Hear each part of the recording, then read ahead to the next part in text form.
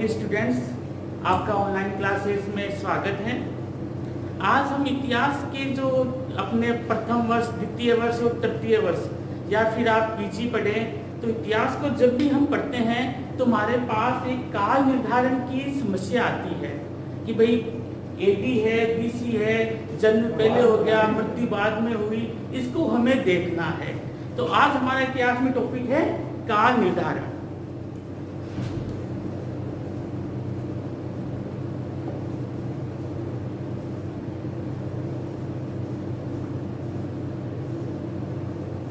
काल निर्धारण के लिए हमारे पास 3-4 तरह की सम्मतें मौजूद हैं। वो हम देखेंगे कौन कौन सी ज्यादा लोकप्रिय हैं। उसमें सबसे ज्यादा लोकप्रिय तो ईसवी सम्मत है,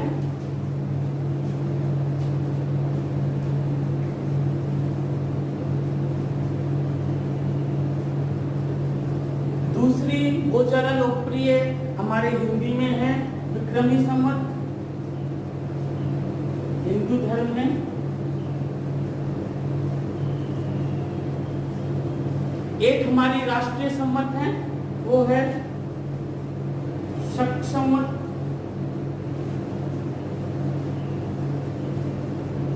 ये हमारी राष्ट्रीय सम्मत है।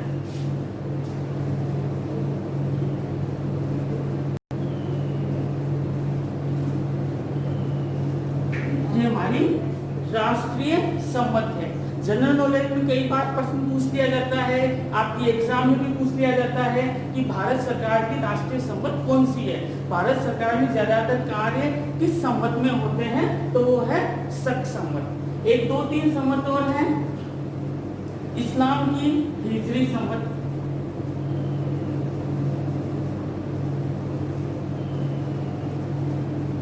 और एक इतिहास में एक और आती है गुप्त सम्मत।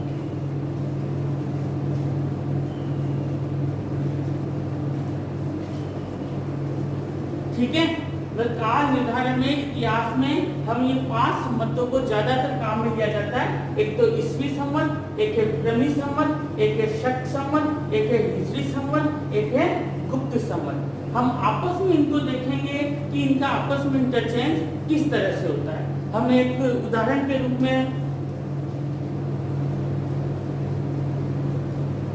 पता करते हैं कि महात्मा बुद्ध का जन्म है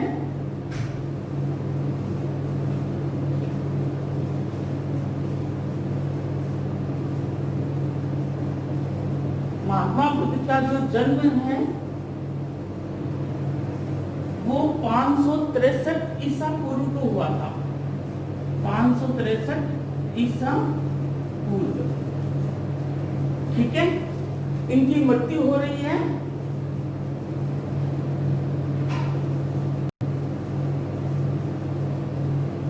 483 ईसा पूर्व। ठीक है, एक और उदाहरण ले लेते हैं महावीर स्वामी का।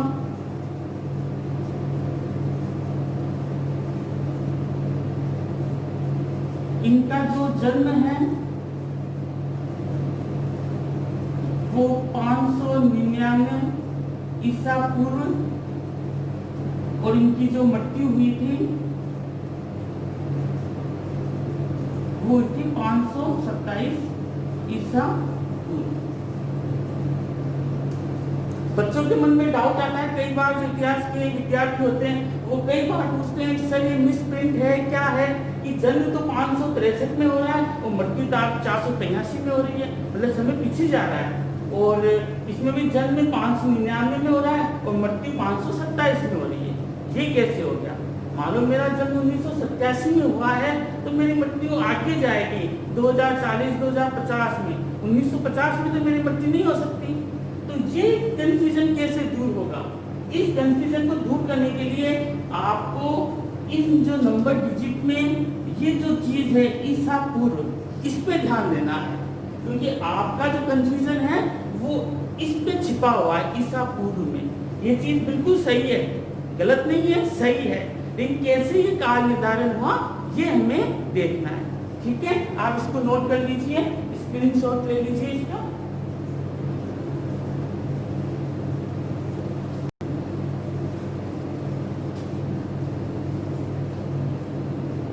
चीज को हम समझते हैं कि ये चीज कैसे हुई, कि जन्म पहले हो रहा है, मृत्यु बाद में हो रही है। बाकी ये चीज सही है। तो हम इसको एक काल निर्धारण बनाए, ठीक है। ये समय ऐसे गुजर रहा है, ठीक है, समय ऐसे गुजर रहा है, एक के बाद में 2, 3, 4, 5 ऐसे होते हुए आज 2020 चल रही है। हम इसको ईस्वी संवत से काउंट करेंगे, ईस्वी संवत से करेंगे, क्योंकि ज्यादातर इतिहास अंग्रेजों ने लिखा, अंग्रेजों का पावरफुल रहे हैं, अंग्रेजों का दबदबा रहा है, तो उन्होंने ज्यादातर जो अपने जो उनके जो जिन्होंने ये धर्म चलाया उसके आधार पर उन्होंने समय को 0 कर दिया। जैसे उनके ईसा मसीह का जन्म इस कालखंड में यहाँ पे हुआ, वो कभी भी हुआ होगा, लेकिन इस समय को इन्होंने 0 मान लिया। यहां से ईस्वी संवत शुरू हो गई, ठीक है। इसको इन्होंने एडी नाम दिया, एडी, एने डोमिनी,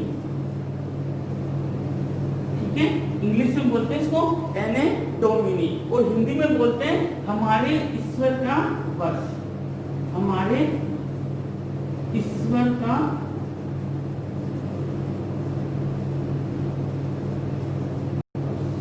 क्योंकि उनके ईश्वर का जो वर्ष शुरू हुआ वहां से उन्होंने समय को 0 कर लिया। अब समय उससे आगे जाएगा, समय गया 1, 2, 3, 4, 5, आगे जाके 100, 200, 300, 1000, 1500, आज चल रहा है 2020, मतलब ईसा मसीह को पैदा हुए आज 2020 साल हो गए। समय ये चल रहा है, ठीक है। अब इतिहास में घटनाएं यहाँ से शुरू होना थोड़ी शुरू हुई थी, घटनाएं तो पहले से हो रही है, ईसा मसीह से पहले से भी घटनाएं हो रही है। एक तो मुख्य घटना यही हुई थी कि भाई ईसा मसीह के माता पिता का जन्म हुआ था, तो उसका काल निर्धारण कैसे करें, क्योंकि इन्होंने तो यहाँ से समय किया आगे। इसके काल निर्धारण के लिए इधर का जो समय है वहां पे इन्होंने ईसा पूर्व कर दिया। भाई ये जो घटनाएं हैं ईसा से पहले की है, ये ईसा के बाद की है, मतलब हमारे ईश्वर के वर्ष के बाद की है, एडी। जैसे ये 2 एडी होगा, अब हमारा 2020 एडी चल रहा है, ठीक है। आपका डेट ऑफ बर्थ यदि 15 अगस्त 2002 है तो 2002 एडी है, ईस्वी है। हम डायरेक्ट ऐसे नहीं लिख सकते कि भाई 15/8/2002, ये इतिहास के हिसाब से सही नहीं है, चलने के हिसाब से तो सही है, नहीं इतिहास के हिसाब से ये सही नहीं है। हमें लिखना पड़ेगा 2002 एडी, ठीक है। तो ये घटनाएं पहले भी होती थी, इसको इन्होंने ईसा पूर्व नाम दिया। ईसा पूर्व इंग्लिश में इसको बीसी बोलते हैं, बिफोर क्राइस्ट।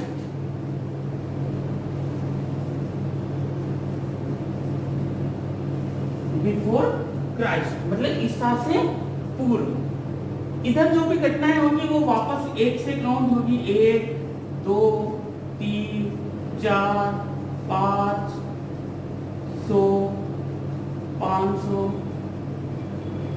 1000, 2000, ठीक है। मतलब इधर समय ऐसे चलेगा, समय तो ऐसे ही चल रहा है, लेकिन ये इधर माइनस में आ जाएगा। मान लो महात्मा बुद्ध का जन्म यहाँ पे हुआ, महात्मा बुद्ध का जन्म यहाँ पे हो रहा है 563 में, 563 ईसा पूर्व में हो रहा है, मतलब ईसा से 563 साल पहले ईसा का जो जन्म हुआ था उससे 563 साल पहले बुद्ध का जन्म हुआ था, ठीक है। अब उसका समय कैसे गुजरेगा, बुद्ध 1 साल के कब होंगे, ईस्वी संवत के अनुसार 562 में। बुद्ध 1 साल के कब होंगे, 562 ईसा पूर्व, ठीक है। इसी तरह 80 साल की एज में 483 ईसा पूर्व में उनकी मृत्यु हो गई। क्योंकि ये ईस्वी से 483 ईसा पूर्व है। ठीक है, ईस्वी के बाद में एडी में नहीं है। एडी में तो मालूम किसी का यहाँ पे हुआ तो समय आगे ही जाएगा। ये ईसा से 483 ईसा पूर्व है। ठीक है, तो हमारी वो बात बिल्कुल सही थी कि भाई बुद्ध का जो जन्म है वो 563 ईसा पूर्व हुआ और मृत्यु 483 ईसा पूर्व हुई। वो बात बिल्कुल सही है क्योंकि ये ईसा के बाद में हुआ है। ठीक है, ऐसे भगवान महावीर का भी सही है। यहां तक बात समझ में आई है? आपको एक सिंपल उदाहरण से और समझाता हूं।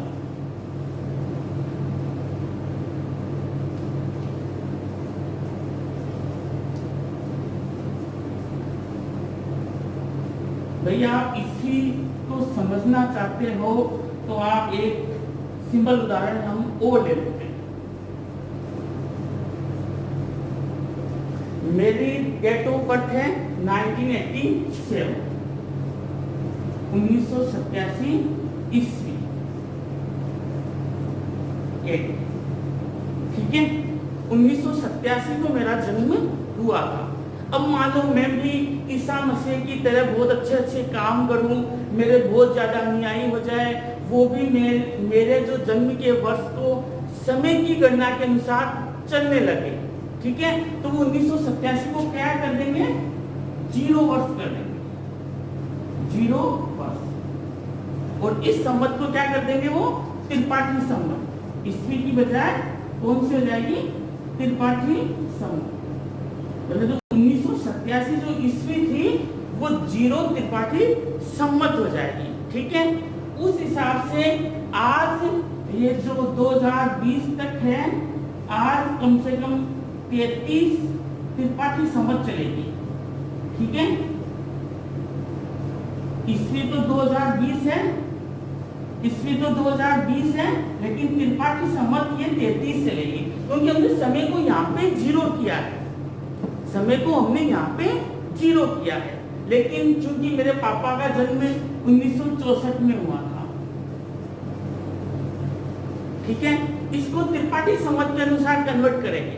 ठीक है, क्योंकि यहाँ से फिर 1 शुरू होगा, 2 3 4 5 जाते जाते यहाँ पे 23 आ जाएगा। तो मेरे पिताजी का जन्म कब हुआ? 23 त्रिपाठी पूर्व। ठीक है, ये त्रिपाठी का जो जन्म हुआ था इससे 23 साल पूर्व मेरे पिताजी का जन्म हुआ। मेरे पिताजी की मृत्यु 2018 में हुई थी। तो 2018 से 1987 से आप देखोगे तो कितने साल होंगे? 20 20 30 30 32 31। ठीक है, 87 3 2 30 से 20 से और 33। ठीक है, 2018 में हम निकाल देंगे 1987।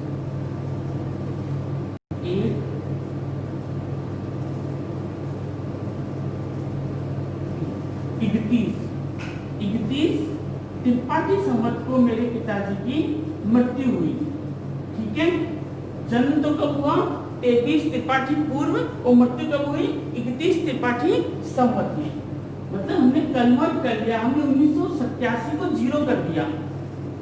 उसी तरह इसको आप समझना है तो आप अपनी डेट ऑफ बर्थ से भी 0 करके अपनी संवत के अनुसार कर सकते हैं कि भाई ईसा मसीह की कैसे वो ईसा पूर्व और ईस्वी सन होती है। ठीक है, यहाँ तक कोई दिक्कत?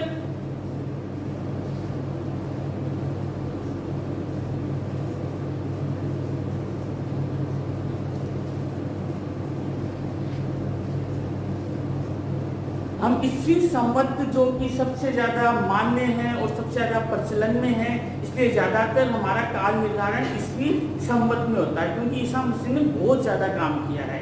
ठीक है, उनके अनुयायी भी बहुत ज्यादा है, तो ज्यादातर जो समय निर्धारण ईस्वी संवत के अनुसार होता है। हम दूसरी संवतों को देखेंगे कि वो किस तरह से ईस्वी सन से इंटरचेंज होती है। ठीक है, एक तरफ तो हम दूसरी अन्य संवत लिखेंगे चार्ट के जरिए। अन्य संवत में हमारी कौन कौन सी है? विक्रमी संवत।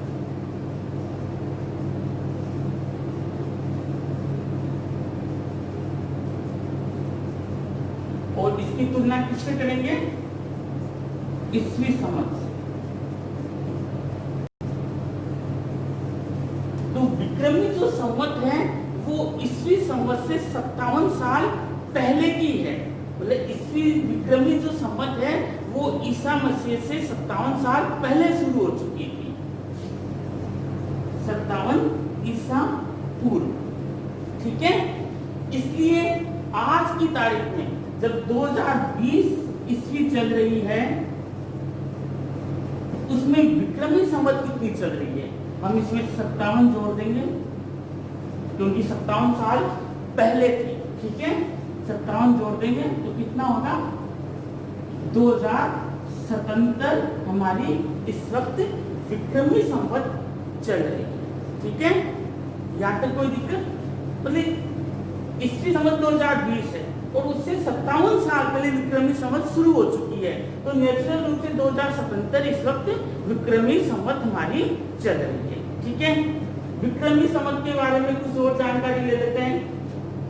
विक्रमी संवत चंद्रमा के ऊपर आधारित है, चंद्र वर्ष पर आधारित।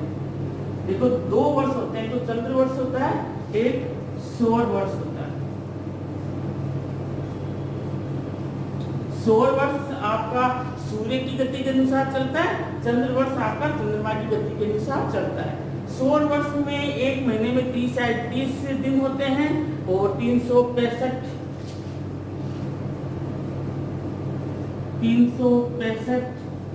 सही 6 घंटे होते हैं। तो 6 घंटे आगे जाके 1 फरवरी में 4 साल बाद में 29 फरवरी हो जाती है, जिसको हम लीप ईयर बोलते हैं। क्या बोलते हैं?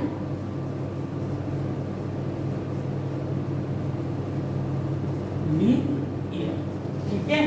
उसी तरह चंद्र वर्ष में चंद्रमा की कलाओं के अनुसार चलता है, उसमें ज्यादातर 28 या 29 दिन होते हैं और साल में 354 या 55 दिन होते हैं। इसमें क्या होता है कि 3 साल बाद में एक पूरा महीना जुड़ जाता है।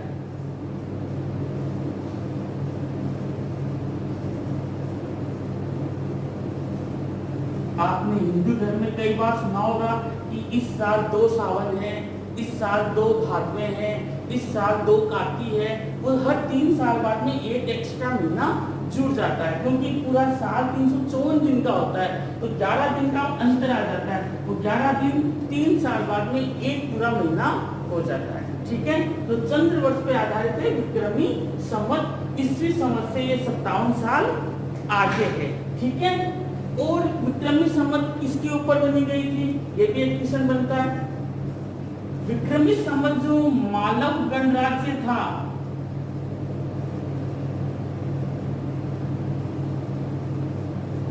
वहां पे गंधर्व सेन के पुत्र थे, गंधर्व सेन के पुत्र थे विक्रमादित्य,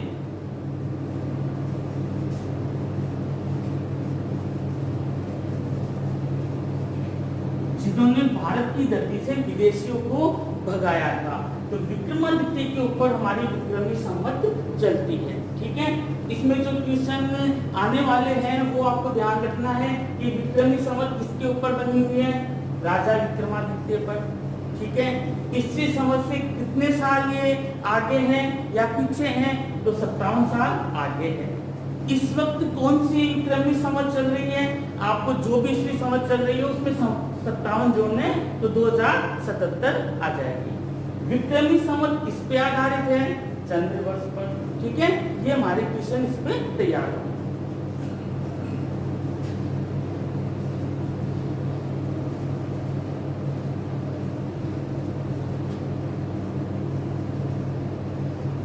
दूसरी हमारी राष्ट्रीय संवत है शक संवत।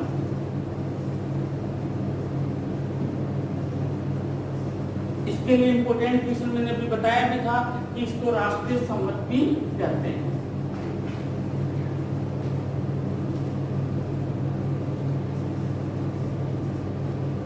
ये 78 साल पीछे है, मतलब ईस्वी जो चल रही थी, ईस्वी के 78 साल बाद में शक संवत चालू हुई। 78 एडी, ईसा मसीह के 78 साल बाद में शक संवत चालू हुई, तो ये पीछे है। तो इसलिए 2020 हमारी ईस्वी चल रही है, तो उसमें हमें शक संवत निकालना होगा, तो हम 78 को माइनस कर देंगे, ठीक है। तो इस वक्त 1942 शक संवत चल रही है, ठीक है। इस वक्त शक संवत कितनी है? 1942। 2020 ईस्वी है, शक संवत 1942 है, क्योंकि ये 78 साल पीछे है, क्योंकि ईस्वी के होने के बाद में 78 साल बाद में शक संवत हुआ था, ठीक है। शक संवत ये भी चंद्र वर्ष पर आधारित है, वो आगे आपको बताने की जरूरत नहीं कितने वर्ष होते हैं, बस इतना याद रखो चंद्र वर्ष पर ये आधारित है, ठीक है। और शक संवत हुई किस वजह से थी? शक राजवंश के एक राजा थे, बड़े फेमस, इतिहास में उनका काफी सम्मान से नाम लिया जाता है, कनिष्क।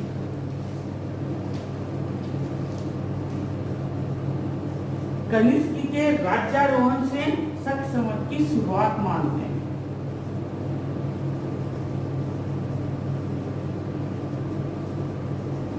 कनिष्क के राज्यारोहण से शक संवत की शुरुआत मानते हैं। कनिष्क का राज्यारोहण 78 एडी में हुआ था, ठीक है।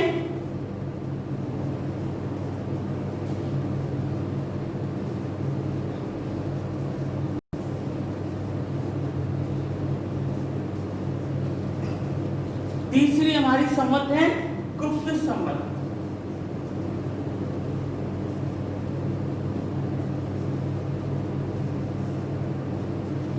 ये गुप्त राजवंश जो चंद्रगुप्त थे, गुप्त राजवंश के,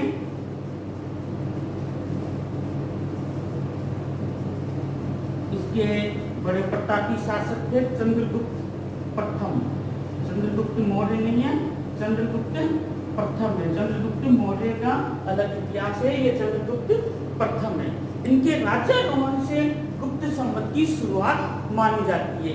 इनका जो राज्यारोहण था या राज्याभिषेक था,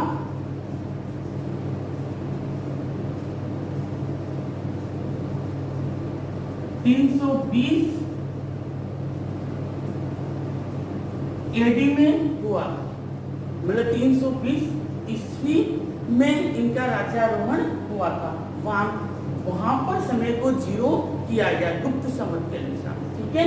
ईस्वी संवत 320 थी और वहां से गुप्त संवत को 0 किया गया, ठीक है। उसको आपके लिए क्वेश्चन है, आप घर बैठे इसको निकालेंगे कि इस वक्त गुप्त संवत कितनी चल रही है, ठीक है। ये मैं नहीं बताऊंगा, ठीक है। ईस्वी संवत है 2020, ठीक है। गुप्त संवत है 320 एडी। तो आपको सोचना है कि ये प्लस होगा माइनस होगा, फिर आपको बताना है कि भाई गुप्त संवत कितनी चल रही है, ठीक है। गुप्त संवत 100 वर्ष पर आधारित है।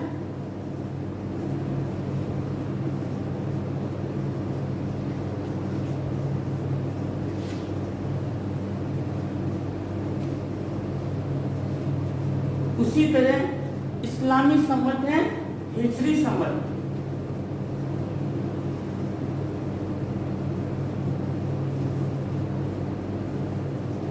हिजरी संवत भी चंद्र वर्ष पर आधारित है और ये ईस्वी से इसकी तुलना करें तो ये 622 ईस्वी से शुरू होती है, 622 ईस्वी से। इसके पीछे रीजन ये था कि इस्लाम धर्म के जो पैगंबर थे मोहम्मद साहब, वो 622 ईस्वी में मक्का से मदीना गए। ये एक बहुत बड़ी उनकी यात्रा थी मक्का से मदीना जाने की। 622 ईस्वी को वहां से समय को 0 किया गया और एक हिजरी संवत बनाया गया।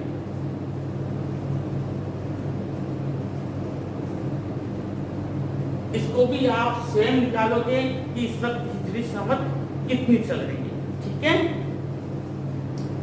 इसके लिए जो याद करने वाली चीज है, हिजरी संवत किस पे आधारित है?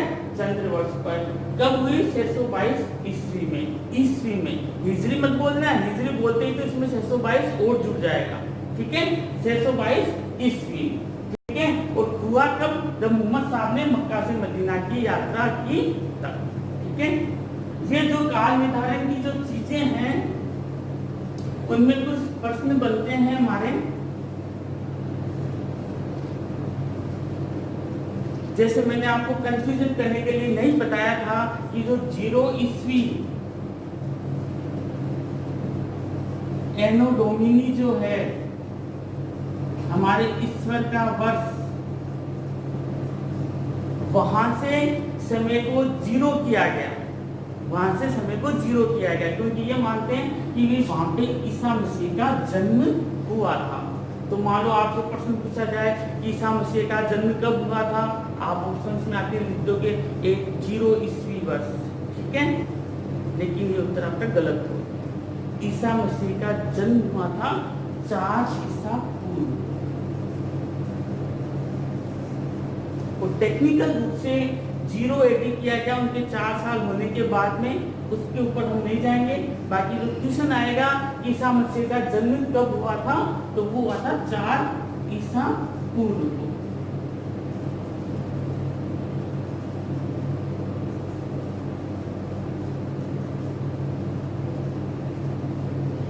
तो ये जो चीजें हैं काल निर्धारण में जो काम में आने वाली है, बहुत ज्यादा इंपॉर्टेंट चीजें। इस वीडियो में जो सेक्शन था काल निर्धारण करने का कि भाई 0 इधर से समय प्लस हुआ, इधर समय माइनस हुआ, तो ये आपके समझने में बहुत ज्यादा जरूरी है कि वो माइनस क्यों हुआ, वो प्लस क्यों हुआ। ठीक है, थैंक यू स्टूडेंट्स। बाकी हम और क्लासेस में आपसे डिस्कस करेंगे।